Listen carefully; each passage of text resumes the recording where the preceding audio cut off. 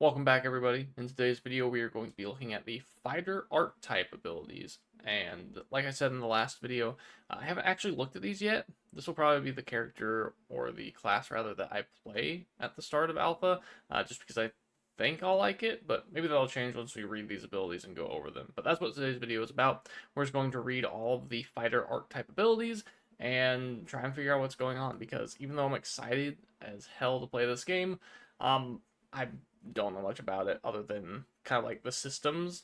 I don't know anything about the classes yet. So let's go ahead and get into it. So first we have combat momentum. It says generate 1 combat momentum when hitting targets. Weapon combo finishers generate 3 combat momentum plus an additional 1 per 10 the caster already has. Okay. And then combat momentum grants unique increasing stat bonuses based on the combat form you are currently in and how much momentum you have built. So you get combat momentum when you auto attack things and hit them with abilities, I'm assuming. And then combat form, so like stances for warriors in World of Warcraft. That's probably what that's talking about. So that should be fun. It kind of seems like a combo of rogue-ish, especially if you can spend your combat momentum on things. We'll see if that actually happens. But yeah, I wonder if they'll allow add-ons in this game. It feels like combat momentum is something that would scale pretty high and something you might have to keep track of somehow. Next we have Form of Ferocity. While in this form, the caster receives 1.5% attack speed per 10 combat momentum, up to a maximum of 15. Okay. Overpower and Brutal Cleave apply bleeding to targets hit. That's pretty cool. We don't know what those skills are yet, but I'm assuming Cleave is an AoE. Shifting form costs 20% of current combat momentum and triggers cooldowns for all combat forms. Okay, so just doing a quick look here, I don't actually see any more combat forms. Maybe I'm missing them, but we'll have to wait and see. But that's pretty cool. That's a nice little form. Next we have Overpower. Deal 150% physical damage to target enemy. This ability shares a cooldown with Brutal Cleave, and hitting an enemy with a weapon combo finisher refreshes its cooldown. Okay, that seems fine. Seems like a cool skill. I don't know what a weapon combo finisher is, but hopefully we will figure that out as we keep reading more abilities. Next we have Reinvigorating Lethal Blow. Killing an enemy with Lethal Blow resets the cooldown of Blitz. Okay, well, let's find out what Lethal Blow is, I suppose. Lethal Blow says it deals 125% physical damage to target enemy, plus additional damage based on the target's missing health, up to a maximum of 375% physical damage. Chance to critically hit increased by 15% against bleeding targets. This bonus is doubled against hemorrhaging targets. Okay, I'm assuming that if you put so much bleed on somebody or use a specific skill, they will hemorrhage. And if I had to guess, and this is absolutely a complete guess, so don't take this with any sort of certainty, I would imagine hemorrhaging makes them take more bleed damage, or their bleed ticks faster, something like that. Let's go back up now to Blitz. Charge directly towards target enemy, dealing 100% physical damage to the target on arrival. So it's just like a gap closer, like a charge for a warrior. So yeah, this is seeming more and more like warrior the more I read it from World of Warcraft. Raging Blitz. Blitz generates 20% combat momentum. That's pretty good. That seems great. Next we have Savagery. Weapon combo finishers apply 1 wounded stack to target hit. I wonder what wounded is in this game. Maybe it's a debuff where they take like extra physical damage, or maybe just more damage overall, or they receive less healing. I don't know. We'll find out. Crippling Blow deals 75% physical damage and applies snared to target enemy. If the target is staggered, the effect is consumed and the target becomes tripped. Okay, so this sounds like hamstring in World of Warcraft. I'm assuming tripped is just like a stun. They'll fall on the ground and they take a certain amount of time to get back up. But it seems pretty cool. It also seems like this game is going to have a lot of different keywords and like debuffs and buffs to keep track of. So we'll see how that all gets streamlined in the future. Next we have Brutal Cleave, which we had read in another tooltip. So perform a wide sweeping attack, dealing 175% physical damage to all enemies in front of you. This ability shares a cooldown with Overpower, and hitting an enemy with a weapon combo finisher refreshes its cooldown between +10 to +20 combat momentum. Okay, so I'm assuming it gives you +10 to +20 combat momentum based on the number of things you hit. It's probably like base 10 and then maybe 2 for each additional target would be my guess, but we'll just have to test it. Okay. Consuming Lethal Blow. Lethal Blow returns 50% of overkill damage dealt as health and mana. That's pretty cool. That's like Victory Rush, kind of. I know it's not exactly like it, but just an attack that will heal you a little bit. Seems pretty good. Next we have Whirlwind. It's a channeled ability. Deal 30% physical damage to all enemies around the caster with each spin while channeled, increasing the spin rate the longer it is channeled. That's crazy. Does that cost mana or rage or whatever our resource is? The caster is immune to hard disabling effects while spinning and deals 20% additional damage to weakened targets. I mean, that sounds crazy. I wonder what the cost of that is. And then we have a couple things that look like it might modify it. We have Climatic Whirlwind. Perform a final swing in an area in front of you after ending Whirlwind's channel, dealing 175% physical damage and generating 5 to 10 combat momentum based on number of targets hit. Okay. I wonder what the cooldown of Whirlwind is. It might be beneficial to back up combat momentum against AoE groups. With Climatic Whirlwind, you can just like press it and end it, so that you get all of that combat momentum, do a big, I guess, cleave to all the enemies when your Whirlwind ends, and then just start rechanneling it. So let's see how that plays out. We have Whirlwind Overdrive. After completing the final spin, you may continue spinning at maximum speed while rapidly depleting your momentum. Ends after momentum is fully depleted or after stopping the channel. Okay. That's actually really cool. Okay, so it says after completing the final spin, you continue spinning at maximum speed while rapidly depleting your momentum. Does that mean that you are spinning and you're still able to do other things without channeling? Because that would be wild to build up. Okay, let's just say you've built up a bunch of combat momentum because of what we just talked about with Climatic Whirlwind. So then you just you end the channel. So you're no longer channeling, but it's still going on because you have momentum that's depleting. And then while you're AoEing with your Whirlwind still going, you can now do more AoE rotations. That would be nuts. That seems so good. Next we have Lunging Assault. You spend 15 combat momentum to lunge in a direction a short distance and perform an upward swing upon arrival, dealing 125% physical damage and applying snared to enemies in front of you. You're immune to hard crowd control effects while performing this ability. That's pretty good. You have a gap closure that doesn't actually require a target. Now we have Recharging Lunging Assault, where Lunging Assault gains an additional charge and generates 5 additional combat momentum when dealing damage to 1 or more enemies. That seems pretty solid. Just having extra charges of a gap closer, super good. After that we have Rupture. Deal 50% physical damage and apply a debuff to the target. I wonder what debuff it is.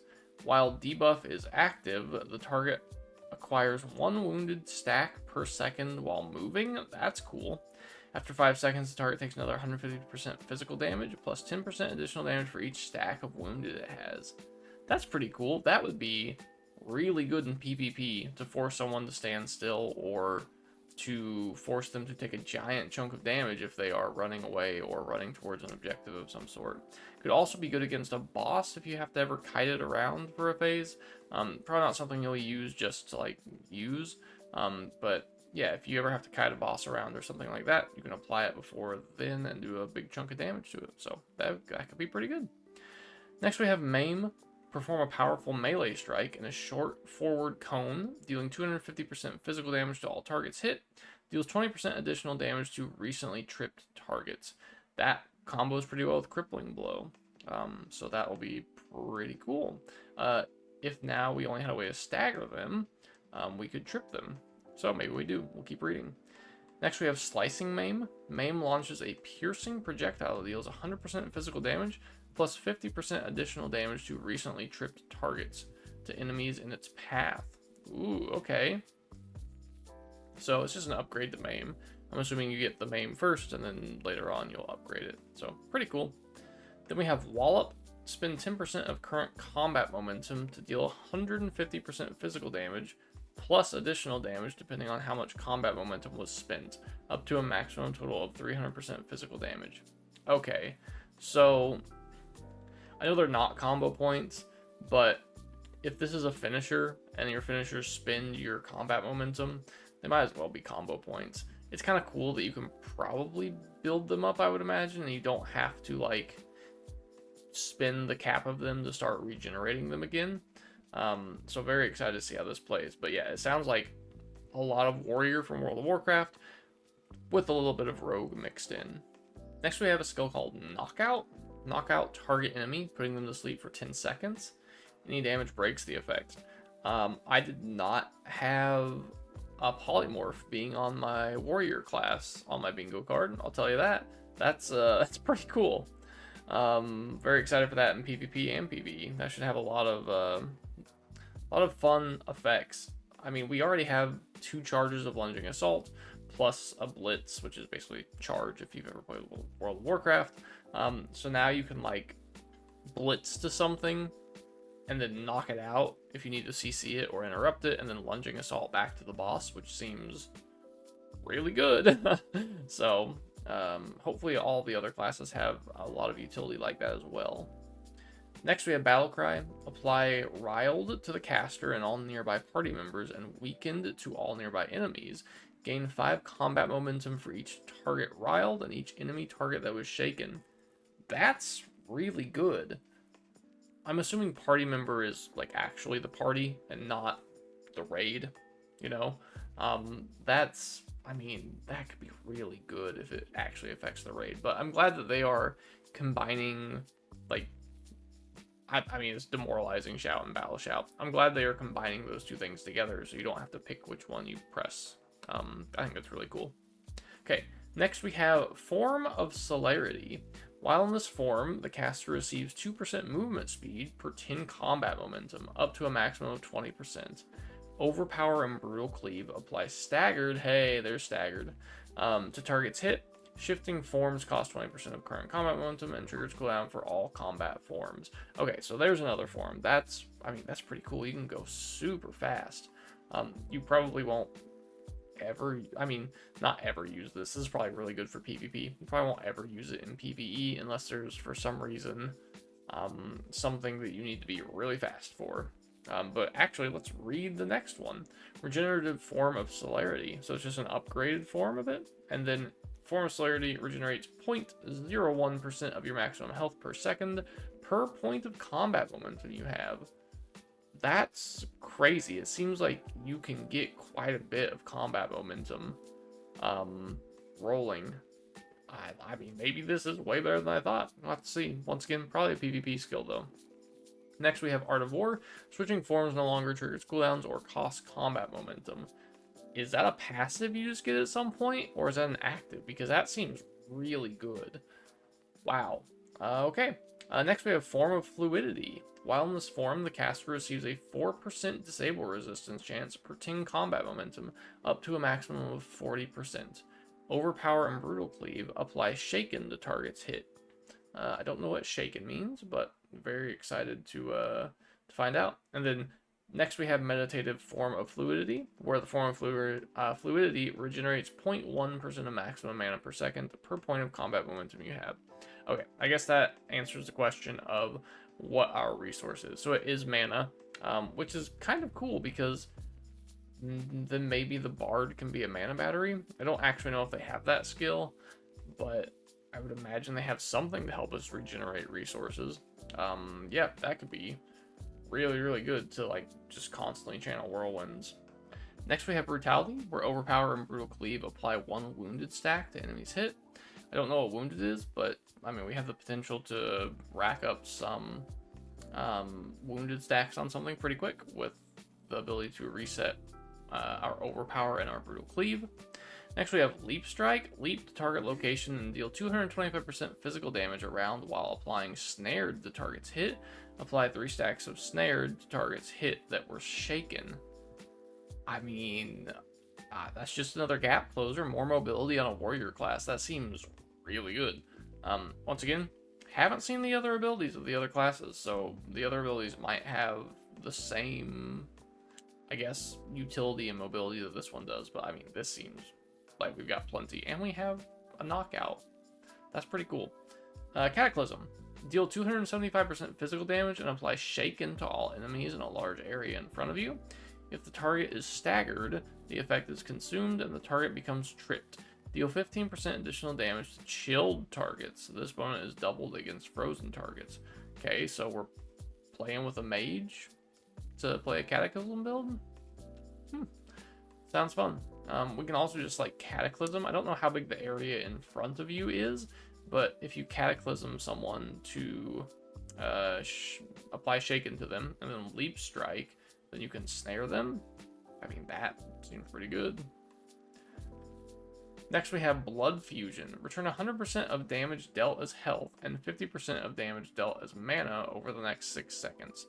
25% additional damage returned as health from bleeding targets. This bonus is doubled against hemorrhaging targets. Okay, so this surely is like your 3 or 5 minute cooldown or something. Or maybe it's not even that. Maybe it's just like a 2 minute or something. But this seems like an active skill that will absolutely have a cooldown. Next we have Preservative Blood Fusion. When Blood Fusion is activated while below 50% health, gain 25% increased damage mitigation and healing received over the duration. That seems really good. Because it doesn't state anything about remaining under that health threshold. It just says if it's activated while you are below 50%. So if we pop it at 49%, then we get that 25% extra healing and damage mitigation, and man, that seems strong.